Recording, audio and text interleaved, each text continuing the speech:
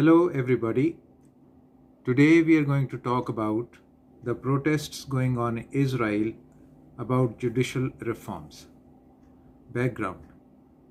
These protests are going on for last 2 months. They involve the current Prime Minister Netanyahu, who has been absolved in the corruption cases.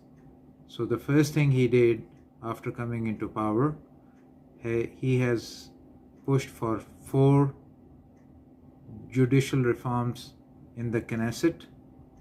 The first reform is Parliament can override the Supreme Court judgments.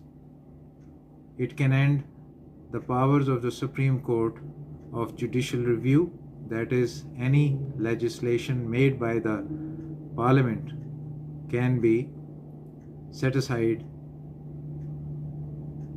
by the Supreme Court, but under the changes, that power has been removed from the Supreme Court. Number 3, the government will appoint the judges. There is a change in the process. Initially, the judges were involved in appointment of new judges, but those have been changed.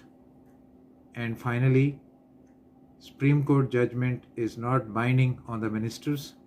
They can overturn these judgments.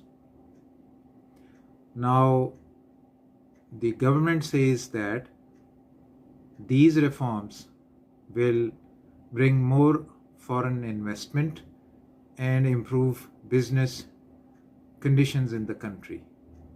The opposition, however, maintains that wherever the judiciary has been weakened, the foreign investment has declined, and businesses have fallen.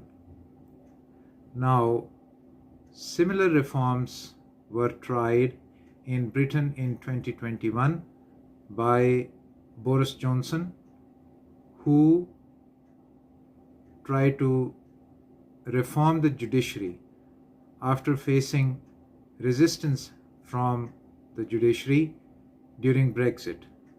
In one of the cases, the Scottish High Court took a suo motu notice and forced the Prime Minister to write a letter to European Union on Article 50, which the Prime Minister had to write against his will.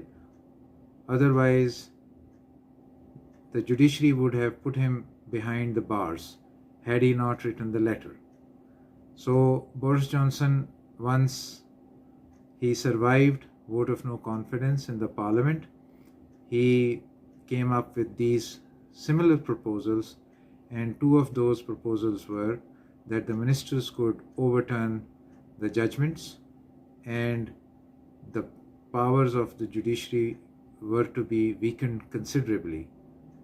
But however, the opposition, media, and the public at large put up a stiff resistance against such proposals, and the government had to back down.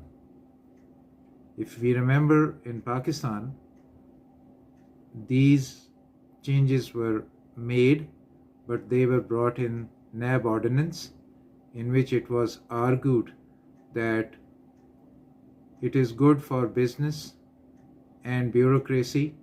Without these reforms, they cannot function or help the country's economy and bring the desired movements very quickly.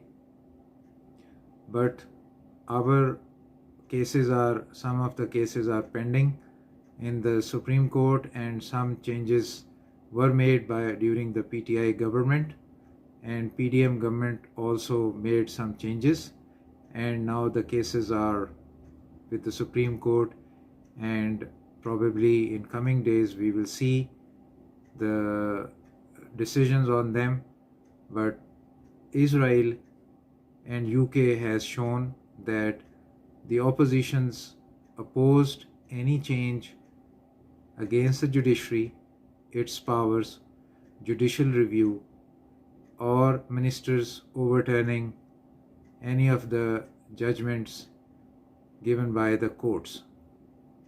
It is hoped that in Pakistan, sense will prevail and the law will be upheld, independence of judiciary will be protected, and our politicians will keep the judiciary strong so that businesses are strong and foreign investment will only come when there is transparency, accountability, and no corruption. Thank you. I will bring you more news like this. Until then, thank you for your time and listening to me.